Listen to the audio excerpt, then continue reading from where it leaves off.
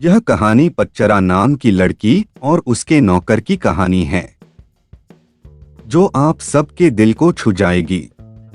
पच्चरा श्रावस्ती के नगर सेठ की पुत्री थी। किशोरवय होने पर वह अपने घरेलू नौकर के प्रेम में पड़ गई। जब उसके माता पिता उसके विवाह के लिए उपयुक्त वर खोज रहे थे, तब वह नौकर के साथ भाग गई और दोनों जाके शादी कर लिए। पति पत्नी एक छोटे से नगर में जा बसे। कुछ समय बाद पच्चरा गर्भवती हो गई। स्वयं को अकेले पाकर उसका दिल घबराने लगा और उसने पति से कहा, हम यहाँ अकेले रह रहे हैं, मैं गर्भवती हूँ और मुझे किसी की सहायता की आवश्यकता है। यदि आप आज्ञा दें तो मैं अपने माता पिता के घर चली जाऊं। पति पच्चरा को उसके मायके नहीं भेजना चाहता था, इसलिए उसने कोई बहाना बनाकर उसका जाना स्थगित कर दिया। लेकिन पच्चरा के मन में माता पिता के घर जाने की इच्छा बड़ी बलवती हो रही थी। एक दिन जब उसका पति काम पर गया हुआ था, तब उसने पड़ोसी से कहा, आप मेरे स्वामी को बता देना कि मैं कुछ समय के लिए अपने माता पिता के घर जा रही हूँ। जब पति को इसका पता चला तो उसे बहुत बुरा लगा।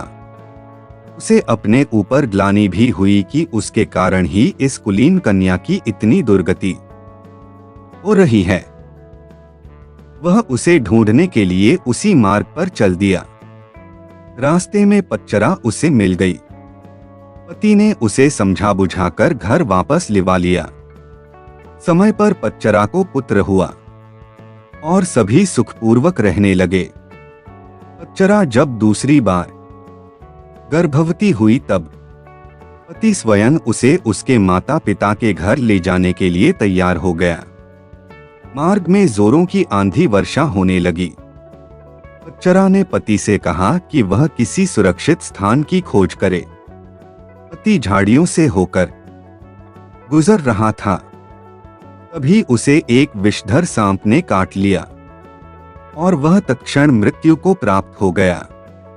पच्चरा अपने पति की प्रतीक्षा करती रही और ऐसे में ही उसे प्रसव हो गया।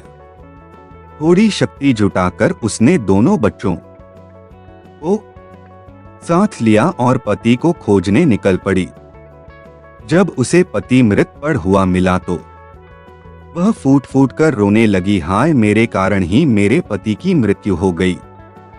अब अपने माता पिता के सिवा उसका कोई न था। वह उनके नगर की ओर बढ़ चली।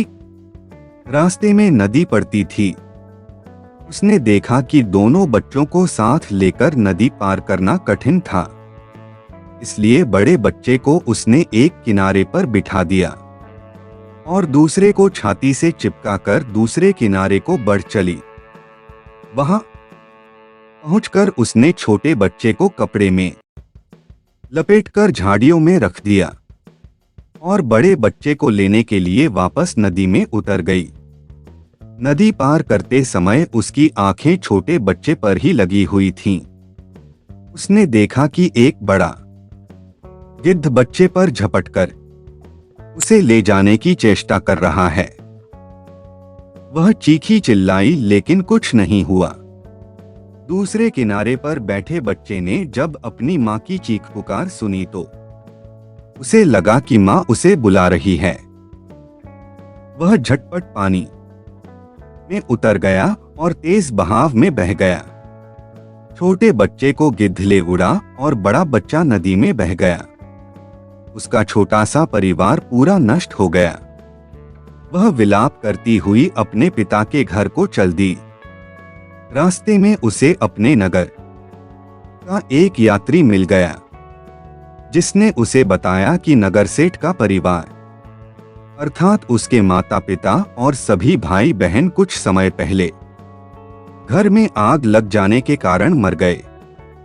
यह सुनते ही पच्चरा पर दुखों का पहाड़ टूट पड़ा। उसे तन मन की कोई सुध ना रही। वह पागल होकर निर्वस्त्र घूमने लगी। उसके मुख से ये ही शब्द निकलते रहे, पति मर गया, बड़ा बेटा डूब गया, छोटे को गिद्ध खा गया, माता पिता और भाई बहनों को चिता भी नसीब नहीं हुई। ऐसे ही विला करती निर्वस्त्र घूमती फिरती पच्चरा को सभी अपमानित और लांछित करके यहाँ से वहां भगा देते थे। जेतवन में भगवान बुद्ध धर्मो उपदेश दे रहे थे। पच्चरा अनायास ही वहां आ गई। उपस्थितों ने कहा, अरे ये तो पागल है, इसे यहां से भगाओ। बुद्ध ने उन्हें रोकते हुए कहा, इसे मत रोको, मेरे पास आने दो। पच्चरा जब बुद्ध के कुछ समीप आई तो बुद्ध ने उससे कहा, बेटी अपनी चेतना को संभाल। भगवान को अपने समक्ष पाकर पच्चरा को कुछ होश आया और अपनी नग्नता का बोध हो आया। किसी ने उसे चादर से ढांक दिया, वह फूट फूट कर रोने लगी। भगवान, मेरे पति को सांप ने डस लिया और छोटे छोटे बच्चे मेरी आंखों के सामने मारे गए।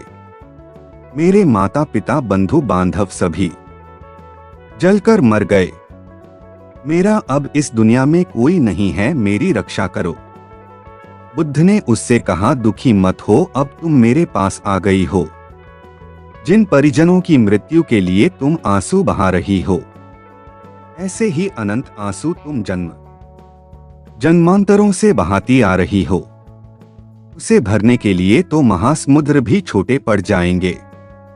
तेरी रक्षा कोई नहीं कर सकता। जब मृत्यु आती है तो कोई परिजन आदि काम नहीं आते। यह सुनकर पच्चरा का शोक कुछ कम हुआ। उसने बुद्ध से साधना की अनुमति मांगी। बुद्ध ने उसे अपने संघ में शरण दे दी। धर्म के परम स्रोत के इतने समीप रहकर पच्चरा का दुख जाता रहा। वह नित्य ध्यान व ज्ञान की साधना में निपुण हो गई। एक दिन स्नान करते समय उसने देखा कि देह पर पहले डाला गया पानी कुछ दूर जाकर सूख गया।